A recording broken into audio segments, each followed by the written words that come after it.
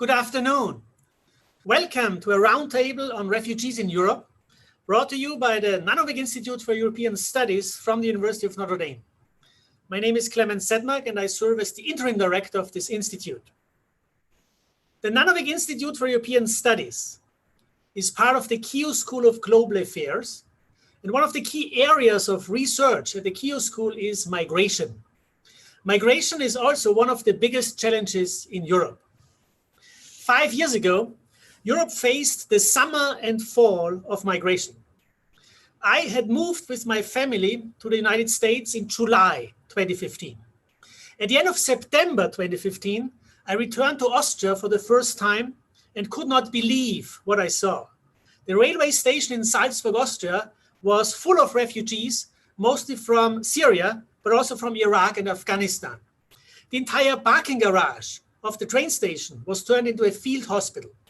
My neighbor, who is a medical doctor, volunteered in this hospital and told me that the suffering as well as the hope that she saw were unbelievable. Thousands of refugees walked through Europe, many of whom, about 1 million people, moved to Germany.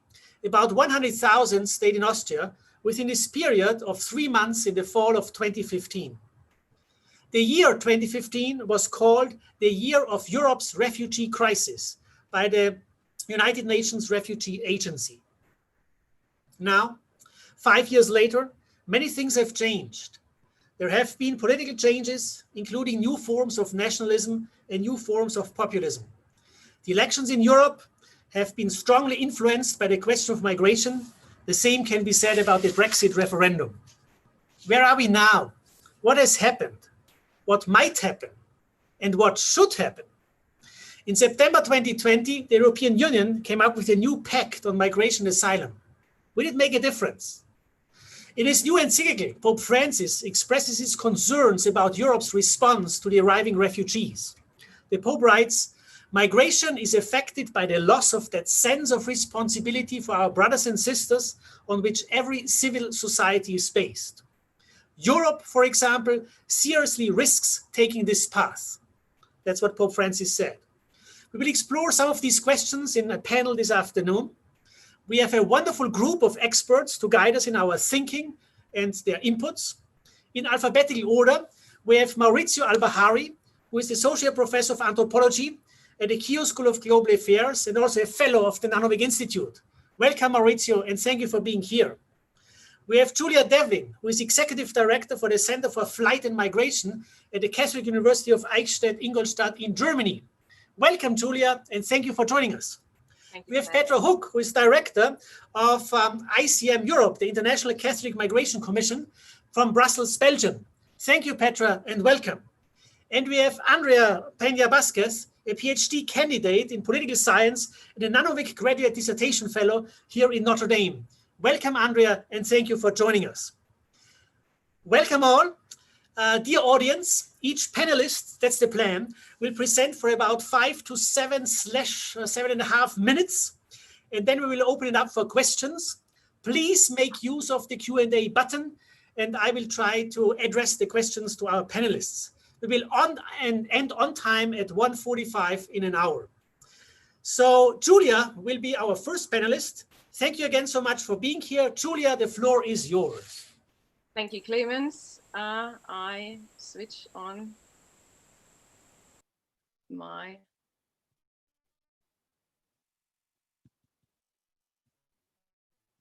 Sorry. Okay, can you see them? Yeah. Yes. Okay. Yes. I dubbed my short presentation, Wir schaffen das, Angela Merkel's famous dictum, Germany and the refugee crisis 5 years on. Let's start with showing you some of the pictures who kind of imprinted themselves on the collective memory of certainly Germany, if not Europe, or moreover. Here you see the refugees walking at the German-Austrian border near Passau, October 2015, after the Hungarian government kind of dumped them at the Austrian border, and they traveled through Vienna and kind of landed in Bavaria in the end, most of them in Passau. Here the refugees are waiting in a queue for supplies. again near the Austrian-German border. And this is Munich Central Station, again in September, October 2015, with the arrival of sometimes more than 1,000 refugees per day. Well, here you can see Angela Merkel having a selfie taken with her after her famous dictum, "Wir schaffen das." That kind of became the soundbite of the German welcome culture, which, as one American journalist put it, hangs around Merkel's neck like a lead weight. Merkel afterwards had to face challenges to her chancellorship. The Christian Democratic Union, her party, lost votes to the far right. The Alternative for Deutschland, AfD, became the third largest party in the Bundestag. And after the elections in 2018, it took Angela Merkel 4 months to form a government, because the coalition with the kind of middle or self-dubbed liberal FDP failed because of the question of refugees and asylum. 2015 saw an amazing wave of solidarity in Germany. I think Germany kind of surprised itself by showing that they can be friendly and welcoming. And here you see a demonstration where they say solidarity with refugees and refugees welcome, a famous slogan. On the other hand, you saw the rise of the far right and kind of surprising broad array of people turning themselves against refugees. And that was not even before the so-called summer of migration. This was at a Pegida demonstration at the beginning of 2015. Here you can see the statistics. Germany was always an immigration country, although it needed a while to admit to it, with the famous peak here in 2015. But before that, you had a kind of strong rise already in 2014, and then a slump in numbers. How many refugees live in Germany? There's about 1.4 million people receiving at the moment some level of refugee protection, 250,000 waiting for a decision in the asylum process, and there is 178,000 geduldet, means they're tolerated, they can't be brought back to their homelands, but they're kind of in limbo in their asylum process. And here is another graphic showing you how the numbers rose from 2014 onwards and kind of stabilizing themselves at the moment at 1.8 million. Now in absolute numbers, that's quite a lot. If you see Germany is kind of the yellow bar here, showing that's in absolute numbers, it's kind of quite in the front of people taking, of nations taking in asylum seekers. If you have it in relative numbers, relative to the inhabitants of the country, it's actually not that much, then it's kind of in the middle range here. Lebanon is on number 1 because they took in more than 1 million refugees from mainly Syria, with a population of barely over 4 million. Refugees in Germany come mostly from Syria, followed by Afghanistan, Iraq, Albania, Iran, and other countries of origin are Turkey, Nigeria, Somalia, Georgia, and Eritrea. Now, as I mentioned, Angela Merkel didn't have a great time over her dictum, "Wir schaffen das," and even in her own kind of sister union with the CSU, the Christian Social Party in Bavaria, there were disputes, and Bavaria now has an own way of housing refugees, and this is a model called Angkor Centers. Angkor is an acronym standing for Ankunft, Entscheidung, and Rückführung means arrival, decision, and bringing back the people if they are not qualifying for asylum. And here you see a map of Bavaria where they have these centralized ways of housing refugees. They are all, instead of being transferred to the local communities, they are centralized in big camps, most of them former army barracks. And the idea is that you bring all the offices that are decisive in the asylum process into the centralized camps to speed up the process. It's a heavily disputed concept, and so far only Bavaria has practiced it. Okay, so far 6 minutes. Thank you for your attention. Thank you, Julia, for giving the example of how to make the most of your time. Thank you so much for your input. If you are kind enough to end your screen share, yes. Thank you so much. We can move to Andrea, who will take us to Spain.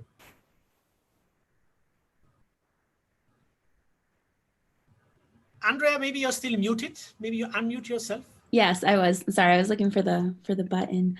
All right. Thanks everybody for being here. And thank you to the Nanovic Institute for organizing this. I look forward to what I'm sure will be a very fruitful discussion.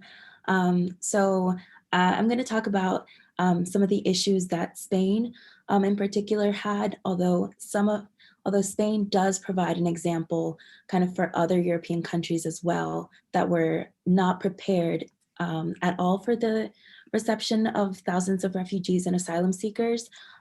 However, I hope to end with kind of a positive note. We will see if I'm successful in that. So this picture here is of the Madrid City Hall. I took it myself in the summer of 2015. They had unrolled this banner kind of a bit in opposition of the central government that was not as welcoming to refugees as people very much at the local level and local officials were. But I'm going to talk a bit more about that. However, it is a prime example of how receptive Spain wanted to be, but in very clear contrast to the capabilities that they had. So to provide some background information about Spain, it is one of Europe's largest economies, but it suffered a very long economic crisis that lasted from 2008 to 2014, and it was only slightly beginning to improve in 2014. It had record unemployment rates up to 26%, which for a population of 47 million people means that more than 12 million people were without work, approximately 1 in 4. It's really astounding. Here is a picture of the border fence between Ceuta, which is one of the Moroccan enclaves that Spain has, and Morocco. Prior to 2015, most asylum issues were kind of relegated offshore to Melilla and Ceuta, which was the other enclave, as well as the Canary Islands, which is where a lot of people arrived by boats. And asylum, was really handled mostly there as opposed to on the mainland. And there wasn't the issue of having to relocate people from Italy or Greece or other areas of Europe. But also prior to 2015, Spain had a very restrictive asylum system.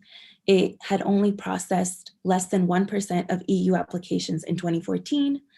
Only 384 people received refugee status, while only 1,199 people received subsidiary protection.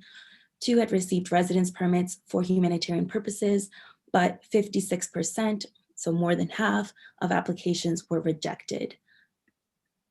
Then in 2015, we see that the EU announced and was trying to get Spain to accept 15,000 people as a quota to relocate them, resettle them.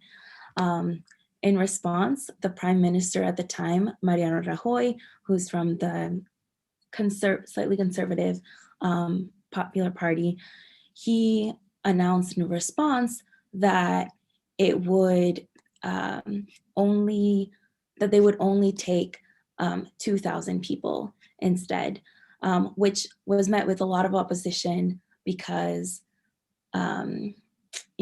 Spain has been traditionally more receptive to immigrants in comparison to other places. Sorry, how do I hide this? And so there were a lot of protests in response to this announcement. And ultimately, the government was pressured to have to accept, or they announced that they would accept 17,000. So the 2,000 they were originally going to accept, and then the 15,000 more from the EU.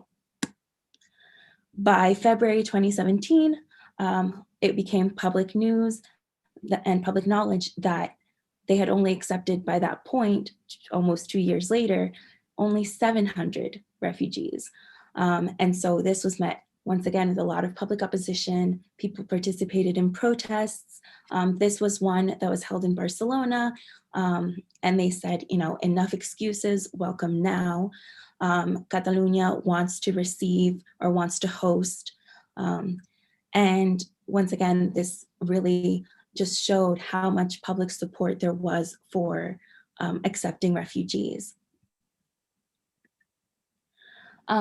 So one of the things that this whole experience has really shown is the bureaucratic inefficiencies of the asylum system, not just in Spain, but across the entire EU, although particularly in Spain. This is a table that shows the general maximum duration of processing times. As you see, a majority of them are about 180 days on paper, maximum days for you to be able to have your asylum decision. However, civil society organizations that work with refugees have, answered lots of surveys and said that average processing times are actually about 18 months in Italy, 1 to 2 years in Spain, and 2 years in Cyprus, even for just well-founded cases, where it really should take less time. So this really shows, how inefficient this whole process is. And in the meantime, asylum seekers, essentially live the lives of irregular migrants because they're not legally entitled to work. And this brings up a quote that I found of why does Spain offer less help to refugees and take longer to process asylum applications than Germany or Sweden? If I had known it, I would have traveled to another country. And the other issue is that because of the Dublin regulation of the European Commission, people have to apply for asylum where they arrive, like first safe country that they arrive to. And so it really creates these backlogs in certain areas. So the 2015 crisis or issue really shone a light on the inadequacies of the asylum system and the necessity for resizing it and for it to be able to better manage larger numbers of applications. Also, it showed that it was really important to improve the reception capacity. And some of the ways that they could do that was by increasing the budget, increasing human resources to be able to process things in a much quicker fashion, and establishing common guidelines for the reception centers to provide essential services, such as translation, job trainings. They could also provide assistance with resettlement and finding housing, psychological care, and legal assistance. So although— Andrea, you had 8 minutes, if I may interrupt. Could you please slowly wrap it up? Thank you. So although it's still a very slow, ongoing process, it has set the seeds or created the seeds to be able to improve it. So thank you. Thank you, Andrea. That was your hopeful note on which to end, that there is still hope for Spain and other European countries. Let's see how Maurizio estimates the hopes that we have. Maurizio, please. Thank you. Thank you. I might be the wrong guy on the panel to do that. I will try in the second part, because actually I want to make the case that, so this is either thought-provoking or controversial, but the case I'm making is that the refugee crisis is ongoing as we speak on a daily basis and since the 1990s. And, without being rhetorical, I can even say that in a way I grew up with it, and it really has not left us since 2015. And actually October, every year, October in Italy and maybe in Europe, people remember that there were some major shipwrecks in October 2013 involving mainly Eritrean and Syrian refugees of the Italian and Maltese coasts. But since 2015, according to the UN Refugee Agency, there have been at least 12,451 people dead and missing or missing at sea, including at least 620 this year alone. The vast majority died between Libya and Italy. And so should we be saying Libya and Italy, or Libya and the European Union, by the way? Abu Dakite, for example, left the Ivory Coast in 2017 as a 13-year-old orphan, so an unaccompanied minor. He transited through Libya with the aspiration of working as a tailor in Italy. He died in Sicily this past October 5th, only days after being allowed to disembark from an Italian quarantine ship, likely from a combination of a septic shock, like a blood infection, and PTSD for what he suffered in Libya.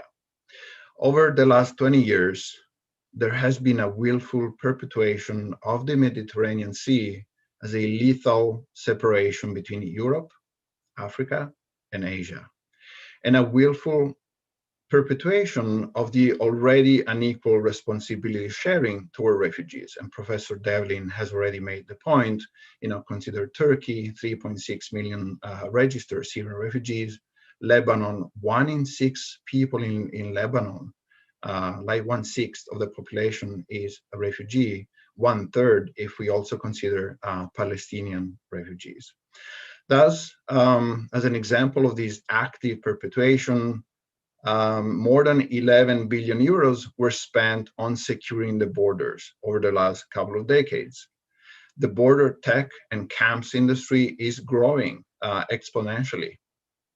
We see a proliferation of border cooperation, conditional aid, and bilateral and readmission agreements, and even with countries such as Belarus under President Lukashenko. We see military humanitarian missions geared toward containing migration, refugee migration, in Libya and Niger. We see the impossible or very difficult family reunifications, or the impossibility even of getting a visa for siblings of those who are already in Germany or other countries. The Italian and Southern European state obligation toward search and rescue operations in the Mediterranean has largely been outsourced to European NGOs with many obstacles to their operations. And that is maybe an inspiring note, the fact that European, broadly understood NGOs, so outside of the Southern European context, are intervening in the Mediterranean. Physical barriers were put up between Bulgaria and Turkey kind of early on during the refugee crisis, and then a long series of other countries have built fences and walls. In unstable Libya, since 2017, we have interception at sea and refugee internment with Italian support, resulting in torture, rape, and kidnappings. And we are talking about people who could be from East Africa, from West Africa, from Syria, from Bangladesh. So kind of wrapping things up, already in 2011, during the Arab uprisings and related migrations, in Lampedusa, the tiny southern Italian island, south of Sicily, in Lampedusa's main square, people added their own kind of emblem to a conspicuous European Union flag, a sprayed question mark, like in the middle of the little round of stars, almost as if they were asking, which Europe? Where is Europe? How does Europe relate to the Mediterranean? Is Europe united around anything other than stemming the flow of refugees?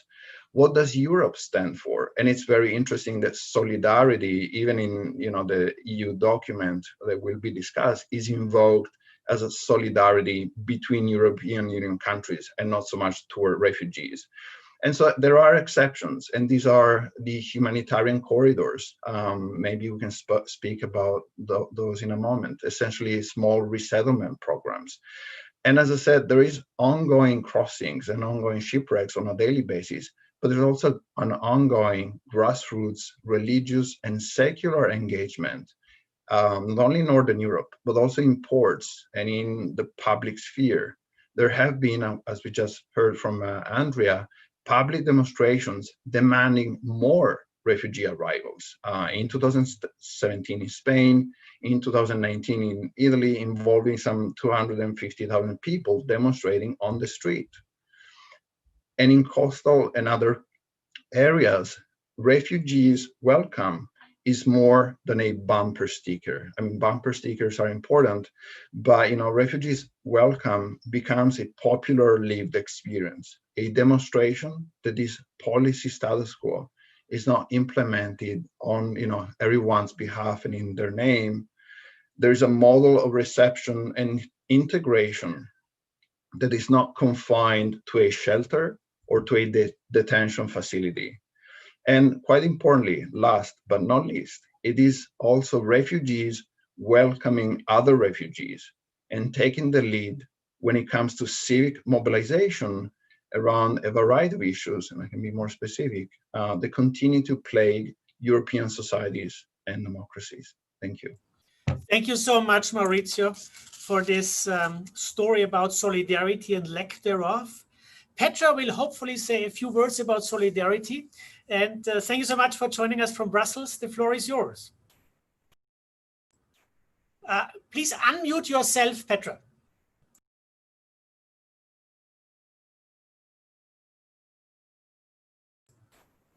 Petra, you are still muted. Petra, you are still muted. Could you please unmute yourself? Good. Yes. Can you hear me now? Yes, we can hear you now. Thank you. Very good. I tried to look at my slides. Do you see them? Can you see we can see the slides, but maybe you can put them in presentation mode that we see one slide at a time. Just a suggestion.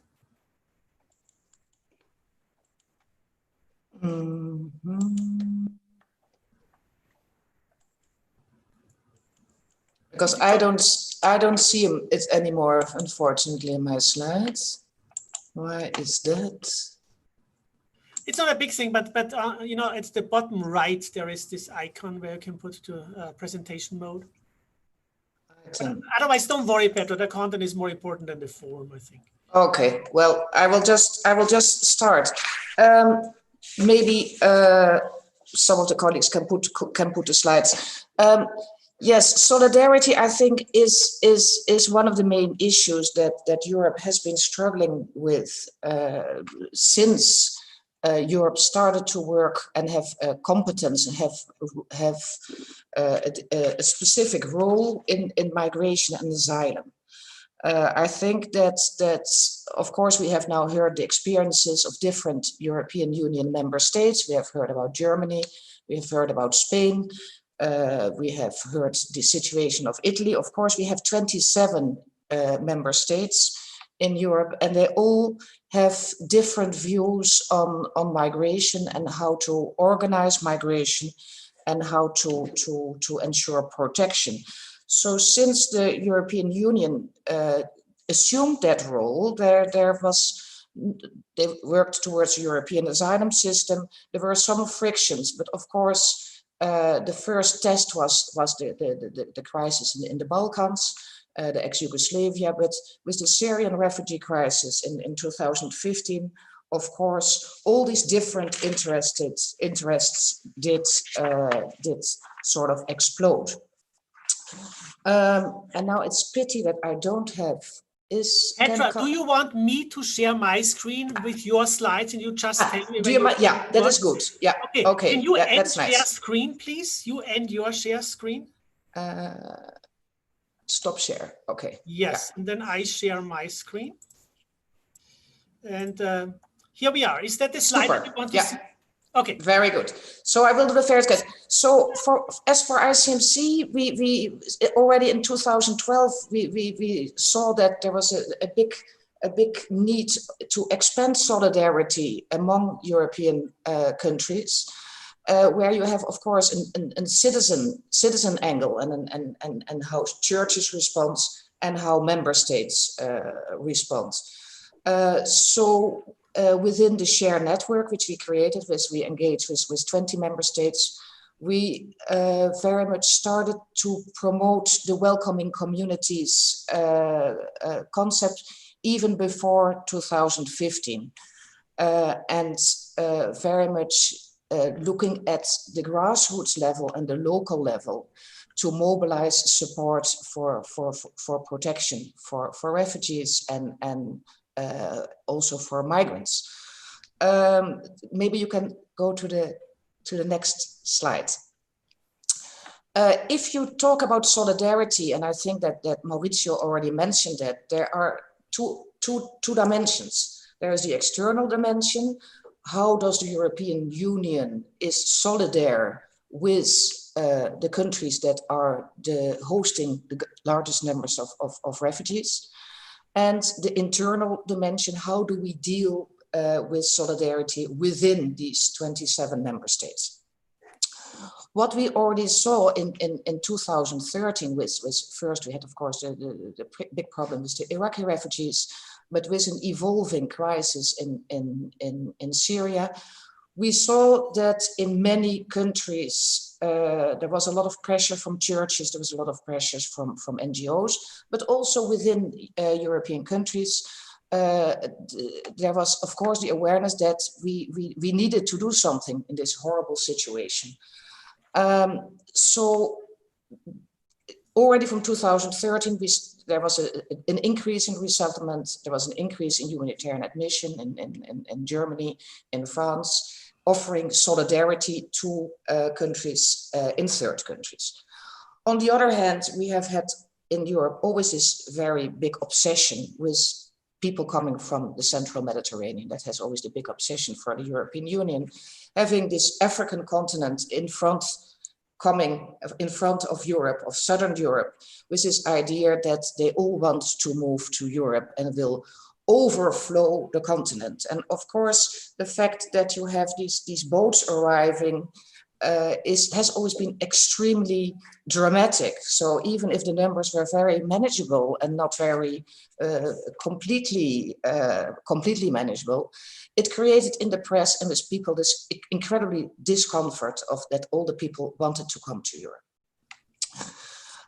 Of course, in terms of the Eastern Mediterranean, where most of the person with refugee claims would be coming, there has been, of course, a very big effort to contain people within the countries, and with Turkey as the gatekeeper of Europe and the Turkey deal. So there has always been this differentiated approach to the different countries that are the neighboring countries of Europe.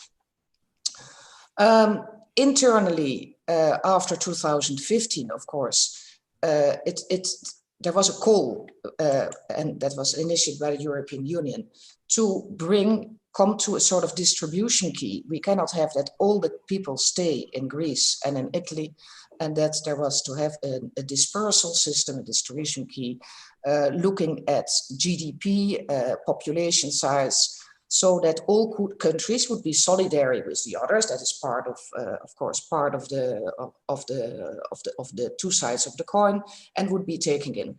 And then I don't know for our American students whether you were aware, there were these countries in Eastern Europe that felt overflowed and said, well, we have our sovereign countries. We do not want to have these Islamic people come into our countries, change our homogeneous culture, and anyhow they're all terrorists. So that became an extremely horrible fight within the European Union, where the Visegrad countries outruled and they sued the European Union, saying we don't want to be part of a relocation system. So at that time, then the whole system, the solidarity system, stopped within the European Union. We have three groups: the countries that receive the refugees at the external borders, the northern countries that normally they will receive numbers when they move on northwards, and then of course there's the eastern countries that say, "Niet, we don't want any of them." So, of course, in an increasingly polarized Europe, where right-wing parties became more and more prominent, no one, of course, dared to really fight for this system. So In Italy, also, the Prime Minister thought we are going to be tough and say that we do not want to allow any more boats coming to Italy, and we don't want them to disembarkate, and we leave it to others and NGOs. That has become a lot of problems with criminalization of save and rescue. And next slide, please. Do I still have 2 minutes? You have 2 minutes. You are at 7 okay. minutes. I can give you 2 more. Yes, please. Okay, so what I really wanted to talk about, so we have this broken system now in Europe. And of course, there are many other things that the Union has to take care about in this complicated world with COVID-19, with a Green Deal and environment. So the idea was to come with a sort of compromise that would please all of the 27 member states. That would bring a little bit of something to all, which is a bit of a complicated new package. It is enormous. It's 360 pages, so don't ask me to talk about that in 1 minute. It has a lot of different aspects. One thing, what is the big preoccupation of the European Union? We want to filter out the refugees, and the people that don't have a refugee claim, they have to be returned. That is an ongoing battle for the last 10 years. And now it has been set in the open. Return, readmission is the big priority. And if countries, if you do not do that, we will punish you with development aid in limiting legal migration, visas, educational programs.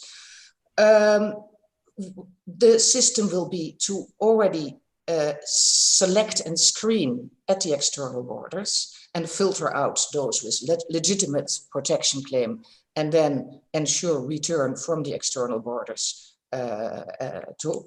But you have to know that only 1 out of 3 people are effectively being returned for a lot of different numbers. So the system is absolutely not evident. Last slide, and then I will just half a minute. So in terms of solidarity, in terms of finding a compromise in this relocation system, the Commission came with an incredibly, strange idea. That was the solidarity à la carte, introducing return sponsorships. We have known sponsorship that we will bring in refugees, that we welcome refugees, but this is the return sponsorship idea that we allow countries that do not want to take in relocated refugees to bring in another type of solidarity in helping to return. So this we have this enormous package. What is the positive side? Refugee protection remains undisputed as a human right. I mean, it could be worse. It could. We are not the United States. Resettlement is maintained and will be expanded, but the other parts of the migration management are still very much under negotiation in a still very divided Europe. And thank you very much for your attention. Thank you so much, Petra. Thank you, dear panelists. We have about 20 minutes for questions. And we have one question, which is for Andrea, and I guess everybody. What are subsidiary protections? What is subsidiary protection? Thank you. So subsidiary protections are not exactly refugee status, but it does allow for asylum seekers to stay. In most cases, it has right of residency for 1 year, but you don't have as many privileges and as many benefits as a refugee would. For example, family reunification, it's a much longer and more difficult process than it would be if you were a refugee. Thank you, Andrea. So these people under subsidiary protection would face major risks if returned to their home countries, and that's at least temporarily, avoided. Please, the audience, make use of our Q&A button. I would have a question for all of our panelists concerning the bureaucratic inefficiencies Andrea talked about. And if you look at bureaucracy only by the time it takes to have an asylum application decision, I think you lose some aspects. It's true, and I think uncontested, that if it takes so long, 2 years, more than 1.5 years, that's unacceptable. And people are in a limbo and don't know what to do. But on the other hand, if you want to have a thorough process, it does take time. And I was once told in Austria, well, we can easily accelerate the process, but then the denials of asylum seekers would be much higher. Do you have any wisdom on this question? Anyone? Maybe Julia, please. Yeah, if I may say so, that bureaucracy bashing is always quite easy and it's quite fun too. But I think bureaucracy, we have to admit that bureaucracy is part of justice. And sometimes it takes long and sometimes it takes enervatingly long. But I would say the problem is not that the process takes long. And there's reasons for that these processes take a long time. The problem is that the people are denied certain things while they're waiting for a decision. Yep. Good point. That kind of leads to a loss of time, a loss of lifespan. If people would be there and they would have to wait for 2 years and then they would be allowed to work, allowed to take language classes, then it would be time that is worth its while, or at least it's worth for something. But if they're lingering on in their places that are not very habitable, then it's a loss of time. And that it takes a long time, and it's always that's kind of the bureaucracy bashing, that it takes so long, but people weren't prepared for this situation. And you need qualified people in law to handle these asylum claims. And you can't suddenly kind of get out of your head like sorcerer 20 new lawyers and judges in asylum as asylum specialists. The situation was new. And that's my kind of plea for my apology for bureaucracy. So thank you, Julia. Petra wanted to add something. Yeah, well, I think that we have to know, and I think Maurizio said that migration and asylum is an ongoing situation. What politicians want, that the moment the numbers go down, that they cut down also on capacities, because they make a political statement, they save money. So what has happened really a lot after, I think the situation was already, the capacities were not okay before 2015. They were not, I mean, everyone could see that the numbers of Syrians would be increasing. And then, I mean, I know, for example, for the Netherlands, they can do it within 3 months. They have cut the capacity with 17, and now it takes almost 2 years, and the backlog has tripled. So it is also capacity management for a part. But I agree with you, Julia, that these things take time. Thank you. Thank you. Maurizio, a word before we go back to Andrea. Yeah, thank you. Actually, yes, because I think it's, I mean, to join the choir, it's important not to pass laws or decrees as it's been done in Italy, that we know with the excuse of efficiency and maybe even transparency do not really work in the best interest of asylum seekers and de facto, right, refugees. For example, depriving them of concrete possibility of appealing a negative decision, right? And second of 3 bullet points, very often the legal impossibility to work during the process has been conceptualized or maybe even intended as for asylum seekers not to have an incentive, right? Not to contribute to the so-called pull factor. So there is a political will sometimes behind those issues of delay and impossibility to take language courses or work or make money. Third, what's even more disconcerting perhaps than the land is the fact that different although for the legal scholars among us, we all know that asylum doesn't work or shouldn't work merely or simply by country of origin. But having said that, it is disconcerting that to this day, some people from Afghanistan feel that, if I apply in Greece, I have a 1% of being recognized as a genuine refugee. If I apply in Italy, at least I have a 50%. And it's the same group of people, right? So different bureaucracies process and understand completely in different ways their clients' situation. Thank you, Maurizio. Andrea, the ball goes back to you. Yeah, absolutely. I think in addition, I mean, it's not only bureaucratic inefficiencies on the part of bureaucrats, but I mean more so it reflects the budget priorities.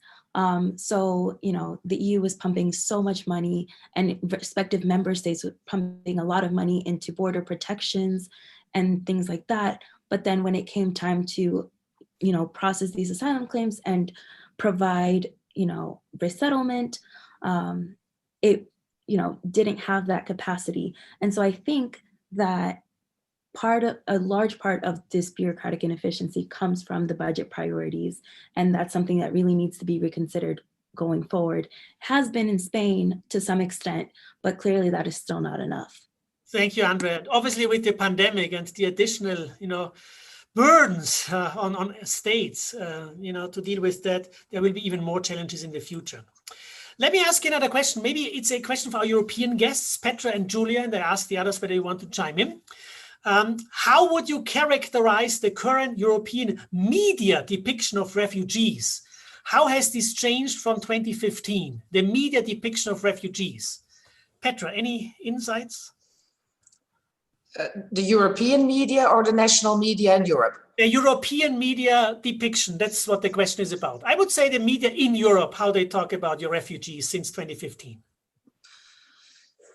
It depends, of course. I think the last year migration is no longer very prominent on the agenda. Yeah. I have seen that now with the Pact. It is considered as something extremely technical, and I think that the European citizens think that things are more or less under control, and they have other concerns, which is also what van der Leyen said, huh? The new normalization of migration. It forms part of our life. It's no longer a drama. Yep. Of course, the moment there are elections, now I don't know whether you read about the beheaded teacher in Paris. Yeah, sure. The media completely explodes. All the press in France, Macron wants anti-terrorist movement measures. So the moment something happens, the press comes in. Got it. Yeah. Thank you. Julia, any insights from your angle? Well, having had a journalistic background myself, I just, well, that's how the press works. Bad news are good news. And of course, they always, good things usually don't make headlines. I mean, at the beginning of the so-called welcome culture in Germany or elsewhere, you had all these kind of tear-jerking stories of kind of retired teachers who took in refugees, etc. And then, of course, it focuses lately more on things that go wrong. It depends. I read several newspapers. I have them all in my mobile phone. It's very practical. And it's very interesting to compare, like the Neue Zürcher Zeitung, which is a very conservative Swiss newspaper, and then they read rather the lefty liberal Süddeutsche Zeitung. It makes for big differences. By and large, say so, the kind of the serious media tries to give a balanced picture, and the not so serious media is happy about kind of every rape they can report on that happened, were perpetrated by Syrian refugees. But that's kind of the logic of the media. But thank you. So your point is, well, the focus is shifting away from refugees to something else like the pandemic. But if something happens, it's still an explosive potential here. Yeah. I have another question. Maybe we start with Maurizio here. You talked about states' solidarity. What about European citizens? Did you see more selfishness? Did they become more selfish because of COVID and the related economic crisis? Maybe I can ask you, Maurizio, please. Yeah, thank you. That's a great question. Short answer is no. As I was, implying toward the conclusion of my short intervention, even today, I mean, even wearing masks and even with a higher unemployment and the suffering, there continues to be even in islands, and even in Greek islands, and unfortunately they do have a negative reputation in terms of solidarity. Even in Lampedusa, these places that are kind of struggling, there is an active solidarity. And there is, solidarity, of course, belongs to a little bit to the Catholic vocabulary and some of the, anyway, the actors behind the very formation of the European Union back in the post-World War II scenario. But it's very much more used in the European context than it is in the US context, where maybe it inspires something radically leftist or something like that. And for me, what I think as a lot of social scientists, including anthropologists and sociologists and others, have found out in a very sustained way is that very often solidarity does not come from the more privileged or the better off kind of socioeconomic layers of societies. Maybe ironically or paradoxically, I'm not sure what the best qualifier, solidarity comes from those who can share a little bit, but they are willing and ready to share it. And finally, there has been a bit of a couple of political figures in each country saying, well, COVID and migration, right? COVID and refugee arrivals, there's an obvious causation or correlation, right? They're bringing us, a second or third wave. But the vast majority of people, I agree with what, Julia and Petra said, are kind of smarter than that. So anyway, they continue. Solidarity continues. Thank you, Maurizio. And I see you, Julia. And you also mentioned refugees welcoming other refugees, which is part of this point. Well, it's not those in privileged positions necessarily. Another word on solidarity from Julia? Yeah, the solidarity between member states of the European Union. Petra mentioned before the Visegrad states. I am, by academic background, a historian of Eastern Europe, and I did research on the interwar period. And if you look now, especially in Western Europe, with some mistrust towards the East, I see very strong tradition lines of their coming into being, their own new states. And after the First World War, they had to accept minority protection laws. And they were very much fed up with it, especially Poland. When they had to accept laws being given to them from the outside. And this is one of the reasons, or maybe one of the reasons, why they don't seem very solidaric with the migrant situation. The other thing is that all these states connect minorities with something bad, because a lot of upheavals and disharmony in Eastern Europe is kind of connected to minority problems. So if you look nowadays, if some strange thoughts on Eastern Europe, and ask ourselves, why can't they be a bit more generous? For heaven's sake, they've always been multinational. They stem from a multinational empire, the Habsburg Empire or the Tsarist Empire. But I think we have to bear in mind that they always connect minorities with influence from outside, and they came to hate that. Yeah, which doesn't apologize. I mean, I wish I would be better, and I wish solidarity would work better, but this is kind of, sometimes you can explain from history why it developed. Thank you, Julia. It reminds me of Ivan Krastev's most recent book about the Eastern European countries being, basically exposed to liberalism, and they had to swallow this whole liberalism package from the rest of Europe, and now they are trying to negotiate their identity. We have about 4 more minutes, and there's one question which is slightly abstract. What are some of the requirements needed to gain the different status in the various locations? So I think it's about, if you compare the different European locations, do you see different standards being applied to assign asylum status? Any insights from anyone on this panel? Andrea, please. Spain uses specifically the 1951 Refugee Convention definition, yep, where you have to show that you are being persecuted in the country that you come from for your religion, race, ethnic background, etc., or political beliefs, which is a pretty narrow definition. So that's part of what makes it difficult to gain asylum in Spain. Thank you, Andrea. Petra. Yes, the European Union, of course, as part of the common European asylum system, has adopted the qualification directive, which knows different types of status for protection. So there's the full refugee status, and we just discussed already the subsidiary protection. That system is European legislation. So that is relatively straightforward. There are, like Germany, for example, in terms of subsidiary protection, you can limit the right to family reunification. It is not obligatory. Some countries do it and others don't do it. So there are some variation, but I think that there is a relatively high level of harmonization of legislation that applies to status. Thank you. Yeah. Thank you.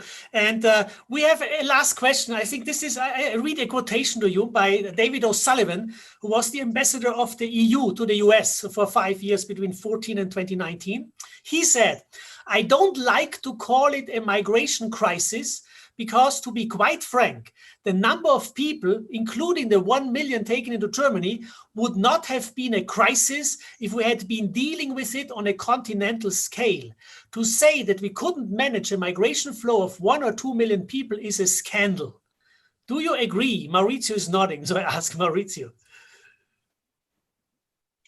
Thank you, Ambassador, for the question, and Clemens for conveying it. I mean, personally, I agree. To me, the fact, it's crisis or emergency, but to me, really the fact that you had a crisis or an emergency for 20 plus years, kind of a bit debunks the usage. And the second reason, in addition to what's been said already, is that crisis, one of the etymological meanings is it should foster some sort of a critical reassessment. Yeah. And the critical reassessment here, listening to Petra, has really not been achieved. Thank you. Final words, Petra, then Julia and Andrea will have the final word. Petra, any final word on the crisis question? Yes, it's. I think that what 2050 taught us, the whole concept of safe and orderly migration, of course, that then became the major subject of the global compacts, emerged from the fact that the chaos that arose when large movements of people couldn't be managed, that has to be avoided, and there is, of course, the fact that countries do not necessarily want to invest in these capacities is because, take, for example, Greece. If they will build extremely good facilities, and that's also why then people will stay on the islands in Moria and will not move to the main country, is, of course, that that the numbers should stay manageable. So it's also a political decision. Thank you. Julia, last word, 2 sentences. Yeah, I quote someone whose name I don't know, but it has been called not a crisis of refugees, but a crisis of solidarity, and not only of European solidarity, but of worldwide solidarity. Thank you. And Pope Francis' new encyclical reminds us of that, the way I understand it. Andrea, you have the final word. Final word. I mean, I think crisis is perhaps the wrong word, but it was definitely something that provided new insight. And so hopefully this is something that will continue to improve things within the European Union and abroad. Thank you so much. With panelists like you and people whom you reach, I have hopes that there will be a new culture in the future. Thank you, Petra, Julia, Maurizio, and Andrea, so much for joining us and generously sharing your wisdom. Thank you to our audience and the questions you asked. Thank you to Connor and Jenny for the technological support. And just one quick announcement: a week from today, on October 27th, Michael Paluk, a Dominican priest from Rome, will give a virtual lecture through the Nanovic Institute on John Paul II's proposal for Europe. And the idea here is, again, to commemorate an important date, which is 1920. It's the 100th birth anniversary of St. John Paul II. Thank you again for the panel. Have a wonderful evening to our friends in Europe, and a wonderful afternoon to our friends in the US and wherever you may be. Thank you now and goodbye. Thank you. Thank you. Bye-bye. Thank you. Thank you. Great panel. Thank you so much. Bye.